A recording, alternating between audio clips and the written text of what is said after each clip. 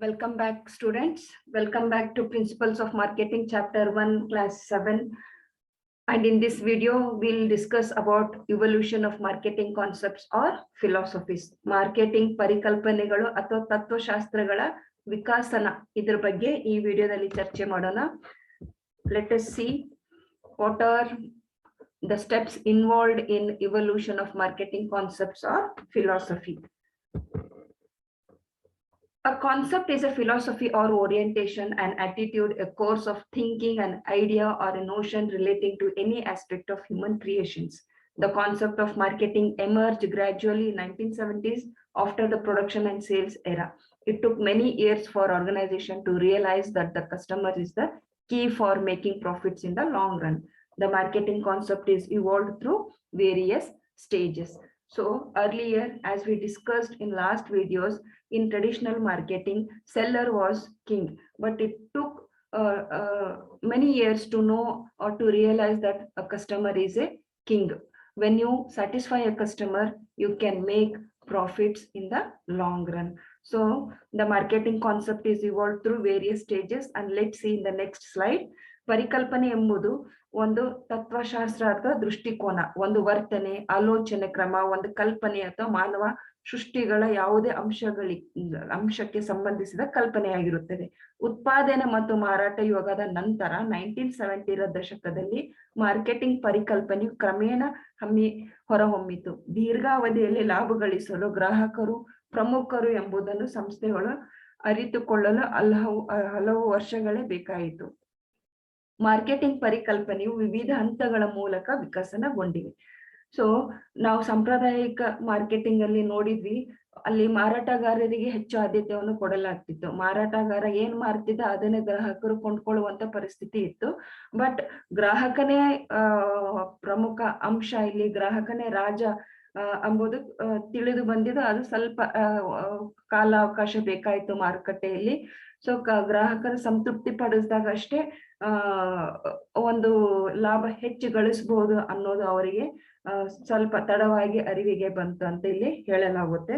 So ಈ ಒಂದು marketing ವಿಕಾಸನ ಕೆಲವೊಂದು ವಿವಿಧ ಹಂತಗಳಲ್ಲಿ ಮೂಲಕ ವಿಕಾಸನಗೊಂಡವು. ಆ ಹಂತಗಳನ್ನು ಇಲ್ಲಿ ಚರ್ಚೆ ಮಾಡೋಣ.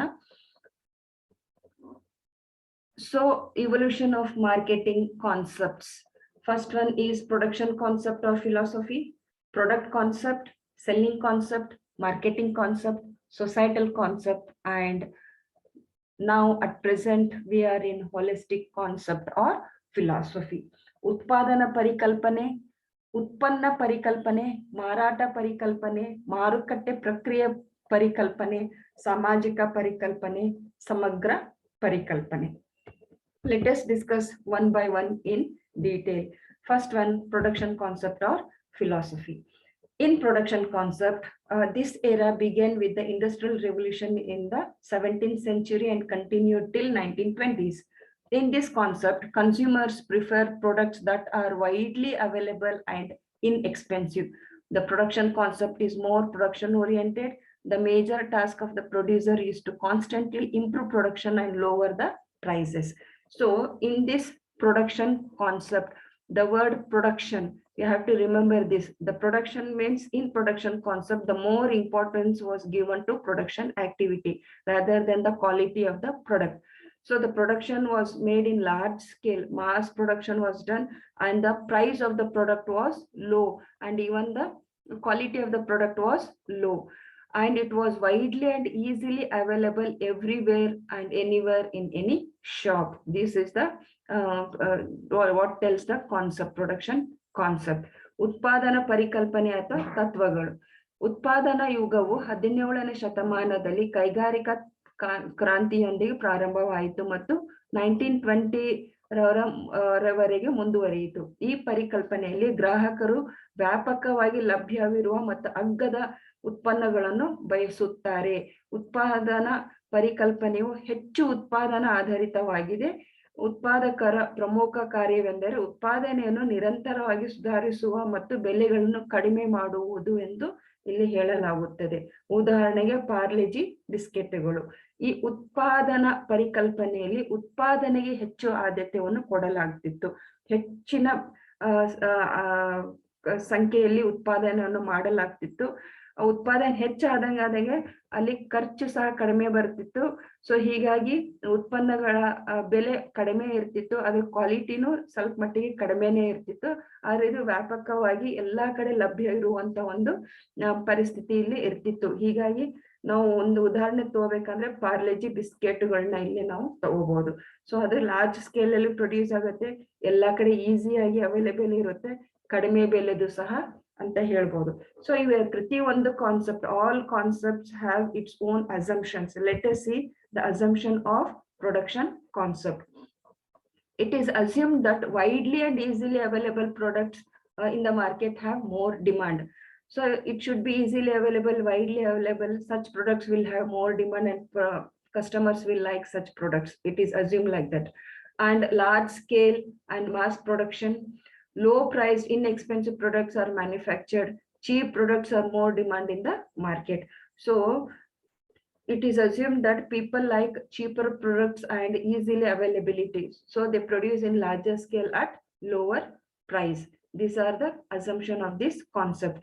ಈ ಉತ್ಪಾದನಾ ಪರಿಕಲ್ಪನೆಯಲ್ಲಿ ಕೆಲವೊಂದು ಊಹೆಗಳನ್ನು ಅವ್ರು ಊಹಿಸ್ಕೊಂತಾರೆ. ಏನಂತಂದ್ರೆ ಮಾರುಕಟ್ಟೆಯಲ್ಲಿ ಉತ್ಪನ್ನಗಳ ವ್ಯಾಪಕವಾಗಿ ಮತ್ತು ಸುಲಭವಾಗಿ ದೊರೆಯುವಂತ ವಸ್ತುಗಳು ಗ್ರಾಹಕರು ಇಷ್ಟಪಡ್ತಾರೆ ಮತ್ತು ಅದಕ್ಕೆ ಹೆಚ್ಚಿನ ಬೇಡಿಕೆ ಇರುತ್ತೆ ಅಂತ ಇಲ್ಲಿ ಊಹಿಸ್ಕೊಂಡು ಅಗ್ಗದ ಉತ್ಪನ್ನಗಳಿಗೆ ಮಾರುಕಟ್ಟೆಯಲ್ಲಿ ಇನ್ನೂ ಹೆಚ್ಚಿನ ಬೇಡಿಕೆ ಇರುತ್ತೆ ಅನ್ನೋ ಒಂದು ಊಹಿಸ್ಕೊಂಡು ಉತ್ಪಾದನೆಯು ದೊಡ್ಡ ಪ್ರಮಾಣದಲ್ಲಿ ಮಾಡುವಂತದ್ದು ಆಗುತ್ತೆ, ಪ್ಲಸ್ ಬೆಲೆ ಕೂಡ ಇಲ್ಲಿ ಕಡಿಮೆ ಮಾಡಲಾಗುತ್ತದೆ ಅಂತ ಇಲ್ಲಿ ಊಹಿಸ್ಕೊಳ್ತಾರೆ. This is regarding production concept. Let's see what is product concept. Product concept means more importance is given to product in this concept. This concept was the marketing philosophy till 1930. This concept concentrates on the quality of the product. The price of the product will be high as it assures good quality. Therefore, successful marketing is a result of product planning and development. This concept highlights product innovation, quality assurance, and research and development. So in product concept, more importance is given to product rather than production. Here in this concept, production will be very low, but the quality of the product will be very high because of continuous innovation and research and development work is done here. So it is, we'll see in the assumption what they assume, but there in this concept, more importance is given to the quality of the product. ಉತ್ಪನ್ನದ ಪರಿಕಲ್ಪನೆ. ಈ ಪರಿಕಲ್ಪನೆಯು 1930 ರವರೆಗೆ marketing ತತ್ವವಾಗಿತ್ತು. ಈ ಪರಿಕಲ್ಪನೆಯು ಉತ್ಪನ್ನದ ಗುಣಮಟ್ಟವನ್ನು ಕೇಂದ್ರೀಕರಿಸುತ್ತದೆ. ಉತ್ತಮ ಗುಣಮಟ್ಟದ ಭರವಸೆ ನೀಡುವುದರಿಂದ ಉತ್ಪನ್ನದ ಬೆಲೆ ಹೆಚ್ಚಾಗಿರುತ್ತದೆ. ಗ್ರಾಹಕರು ಹೆಚ್ಚು ಗುಣಮಟ್ಟದ, ಕಾರ್ಯಕ್ಷಮತೆ ಅಥವಾ ನವೀನ ವೈಶಿಷ್ಟ್ಯಗಳನ್ನು ನೀಡುವ ಉತ್ಪನ್ನಗಳಿಗೆ ಒಲವು ತೋರಿಸುತ್ತಾರೆ. ಆದ್ದರಿಂದ ಯಶಸ್ವಿ ಮಾರ್ಕೆಟಿಂಗ್ ಉತ್ಪನ್ನ ಯೋಜನೆ ಮತ್ತು ಅಭಿವೃದ್ಧಿ ಫಲಿತಾಂಶವಾಗಿದೆ. ಈ ಪರಿಕಲ್ಪನೆಯು ಉತ್ಪನ್ನ ನಾವೀನ್ಯತೆ, ಗುಣಮಟ್ಟದ ಭರವಸೆ ಮತ್ತು ಸಂಶೋಧನೆ ಅಭಿವೃದ್ಧಿಯನ್ನು ಎತ್ತಿ ತೋರಿಸುತ್ತದೆ. ಸೊ ಇಲ್ಲಿ ಉತ್ಪನ್ನಗಳಿಗೆ ಹೆಚ್ಚು ಆದ್ಯತೆ ಕೊಟ್ಟು ಉತ್ಪನ್ನದ ಒಂದು ಗುಣಮಟ್ಟ ಹೆಚ್ಚಾಗಿ ಇರೋ ಹಾಗೆ ಅವರು ನೋಡ್ಕೊಂತಾರೆ. ಅದೇ ರೀತಿ ಉತ್ಪನ್ನದ ಗುಣಮಟ್ಟ ಹೆಚ್ಚಿರುವುದರಿಂದ ಬೆಲೆ ಸಹ ಇಲ್ಲಿ ಹೆಚ್ಚು ಇರುತ್ತದೆ ಅಂತ ಹೇಳ್ತಾರೆ. ಎಕ್ಸಾಂಪಲ್ ತಗೋಬೇಕಾದ್ರೆ Benz car, Audi car, iPhones etcetera ಇದನ್ನ ನಾವು ತಗೋಬಹುದು. And what are the assumption of this product concept is consumers like quality product, long lasting and new product. They assume that people like good quality which long last, and also they go like very new products. And here the marketer, due to high prices, the production will be very low, and high price products consumers like high quality and innovative products. So ಉತ್ಪನ್ನ ಪರಿಕಲ್ಪನೆಯಲ್ಲಿ ಊಹಿಸಲಾಗಿದ ಕೆಲವೊಂದು ಅಂಶಗಳು ಯಾವ್ಯಾವ ಅಂದ್ರೆ, ಗ್ರಾಹಕರು ಗುಣಮಟ್ಟ, ದೀರ್ಘಕಾಲೀನ ಮತ್ತು ಹೊಸ ಉತ್ಪನ್ನಗಳನ್ನು ಇಷ್ಟಪಡ್ತಾರೆ.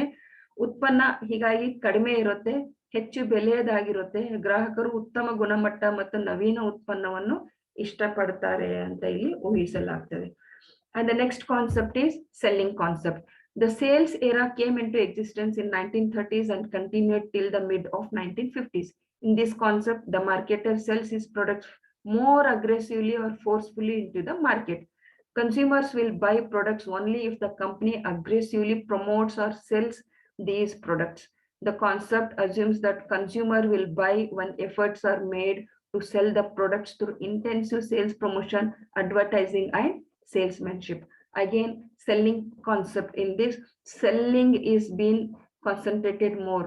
To sell the product by hook or crook, forcefully, aggressively, they sell the product into the market through sales promotion and advertising and salesmanship. Until and unless you don't force the people to purchase your product, people will not purchase the assume like that. So for example, life insurance and blood donation. ಮಾರಾಟದ ಪರಿಕಲ್ಪನೆ.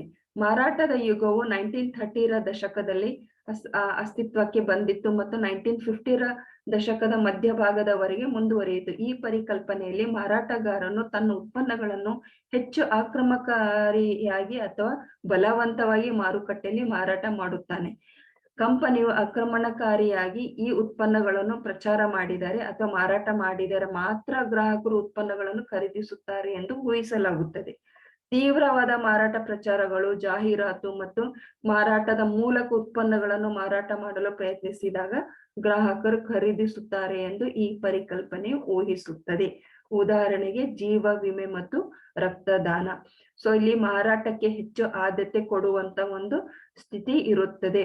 So ಹೇಗಾದ್ರೂ ಮಾಡಿ aggressive ಆಗಿ ತೀವ್ರವಾದ ಮಾರಾಟ ಪ್ರಚಾರ ಮಾಡಿ, ಜಾಹೀರಾತು ಮಾಡಿ, ಆಕ್ರಮಣಕಾರಿಯಾಗಿ ಮಾರಾಟವನ್ನು ಮಾಡುವಂತ ಒಂದು ಪರಿಸ್ಥಿತಿ ಉದ್ಭವವಾಗಿರುತ್ತದೆ ಈ ಪರಿಕಲ್ಪನೆಯಲ್ಲಿ. So what are the assumption? Aggressive selling. It does not care for wants of customers. It only cares for the needs of the seller. The customer do not buy goods and services unless and until attractive promotional activities are conducted. So ಈ ಒಂದು ಪರಿಕಲ್ಪನೆಯ ಊಹೆಗಳೇನಂದ್ರೆ ಆಕ್ರಮಣಕಾರಿ ಮಾರಾಟ ಮಾಡುವುದು, ಇದು ಗ್ರಾಹಕರ ಅಗತ್ಯಗಳನ್ನು ಕಾಳಜಿ ವಹಿಸುವುದಿಲ್ಲ, ಆದರೆ ಮಾರಾಟಗಾರರ ಅಗತ್ಯಗಳನ್ನು ಪೂರೈಸಲು ಮಾತ್ರ ಕಾಳಜಿ ವಹಿಸುತ್ತದೆ ಎಂದು ಊಹಿಸಲಾಗಿದೆ. ಆಕರ್ಷಕ ಪ್ರಚಾರ ಚಟುವಟಿಕೆಗಳನ್ನು ನಡೆಸುವವರೆಗೆ ಗ್ರಾಹಕರು ಸರಕು ಮತ್ತು ಸೇವೆಗಳನ್ನು ಖರೀದಿಸುವುದಿಲ್ಲ ಎಂದು ಊಹಿಸಲಾಗಿದೆ. And the next one and very important is marketing concept. This is the modern concept of marketing introduced after 1950. This concept lays stress on customer and not on the seller or the product. Customer is the king of the market. Thus, the marketing concept emphasizes that the business firms should aim at producing what the customer want so as to maximize customer satisfaction, which in turn enhances profit. This concept is built on 4 pillars, that is target market, consumer satisfaction, integrated marketing, and profit maximization. So marketing concept, here it is based on 4 pillars, that is target market, consumer satisfaction, integrated market, and profit maximization. Along with consumer satisfaction, it also increases profit also. So for example, Procter and Gamble, Sony, Toyota, etc. Marketing ಪರಿಕಲ್ಪನೆ ಇದು 1950ರ ನಂತರ ಪರಿಚಯಲಾಯಿತು. Marketing ಆಧುನಿಕ ಪರಿಕಲ್ಪನೆಯಾಗಿದೆ. ಈ ಪರಿಕಲ್ಪನೆಯು ಗ್ರಾಹಕರ ಮೇಲೆ ಒತ್ತಡವನ್ನು ಬೀರುತ್ತದೆ ಮತ್ತು ಮಾರಾಟಗಾರ ಅಥವಾ ಉತ್ಪನ್ನದ ಮೇಲೆ ಅಲ್ಲ. ಗ್ರಾಹಕರೇ ಮಾರುಕಟ್ಟೆಯ ರಾಜ ಎಂದು ಭಾವಿಸಲಾಗಿದೆ. ಹೀಗಾಗಿ ವ್ಯಾಪಾರ ಸಂಸ್ಥೆಗಳು ಗ್ರಾಹಕರ ತೃಪ್ತಿಯನ್ನು ಹೆಚ್ಚಿಸಲು ಗ್ರಾಹಕರಿಗೆ ಬೇಕಾದುದನ್ನು ಉತ್ಪಾದಿಸುವ ಗುರಿಯನ್ನು ಹೊಂದಿರಬೇಕು ಎಂದು ಮಾರ್ಕೆಟಿಂಗ್ ಪರಿಕಲ್ಪನೆ ಒತ್ತಿ ಹೇಳುತ್ತದೆ. ಅದು ಲಾಭವನ್ನು ಕೂಡ ಹೆಚ್ಚಿಸುತ್ತದೆ. ಈ ಪರಿಕಲ್ಪನೆಯು ಉದ್ದೇಶಿತ ಮಾರುಕಟ್ಟೆ, ಗ್ರಾಹಕರ ತೃಪ್ತಿ, ಸಂಯೋಜಿತ ಮಾರುಕಟ್ಟೆ ಮತ್ತು ಲಾಭದ ಗರಿಷ್ಠೀಕರಣವನ್ನು ಗುರಿಯಾಗಿಸುವ 4 ಸ್ತಂಭಗಳ ಮೇಲೆ ನಿರ್ಮಿಸಲಾಗಿದೆ. Example Procter and Gamble, Sony, Toyota, etc. So ಈ 4 pillars ಅಥವಾ 4 ಸ್ತಂಭಗಳು ಯಾವ್ಯಾವು ಏನು ಅನ್ನೋದನ್ನ ಇಲ್ಲಿ ನೋಡೋಣ. So assumption is based on 4 pillars, that is target market refers to a group of potential customer to whom a company wants to sell or offer goods or services. So target market means the whom the marketer wants to offer a product or give a product or service. So that is called as target market. Customer satisfaction, by identifying the needs of customers, goods are produced in order to satisfy the customer. Integrated marketing represents all the department of the firm work together to serve customers. interest. Profit maximization refers to surviving and attracting funds to perform useful work. So these are the 4 pillars on which the marketing concept is based. So ಈ marketing ಪರಿಕಲ್ಪನೆಯ ಒಂದು 4 ಸ್ತಂಭಗಳ ಮೇಲೆ ಆಧಾರಿತವಾಗಿದೆ ಎಂದು ಊಹಿಸಲಾಗಿದೆ.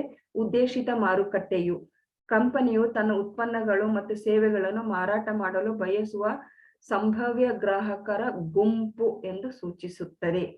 ಅಗತ್ಯವು ಅಥವಾ customer satisfaction ಅಂತ ಹೇಳ್ತೇವೆ. ಇದು ಉತ್ಪನ್ನಗಳ ಅಥವಾ ಸೇವೆಗಳ ನಿರ್ದಿಷ್ಟ ಪ್ರಯೋಜನಕ್ಕಾಗಿ ಗ್ರಾಹಕರು ಬಯಕೆಯಾಗಿ ಇದು ಕ್ರಿಯಾತ್ಮಕ ಅಥವಾ ಭಾವನಾತ್ಮಕವಾಗಿರಬಹುದು ಅಂತ ಒಂದು ನೀಡ್ಸ್ ನ ಐಡೆಂಟಿಫೈ ಮಾಡಿ ಗ್ರಾಹಕರ ತೃಪ್ತಿ, ಇಲ್ಲ ಅಗತ್ಯ ಅಂತ ಬರ್ದಿದೆ, ಅದು ಗ್ರಾಹಕರ ತೃಪ್ತಿ ಆಗ್ಬೇಕು.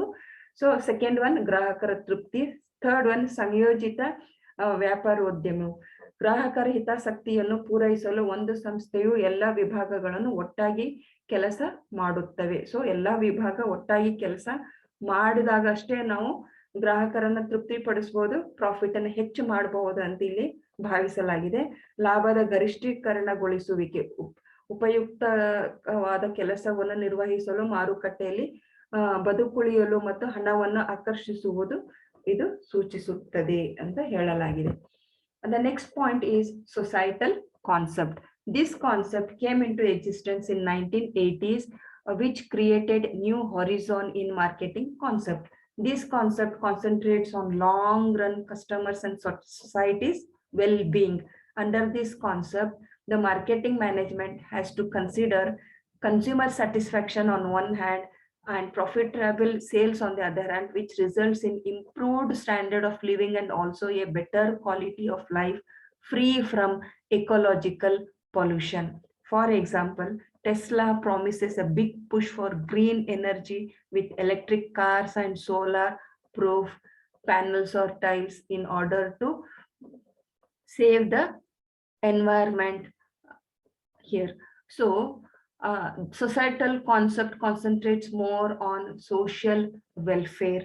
So it takes into consideration the whole society as a whole to improve the standard of living and to save the environment from the pollution.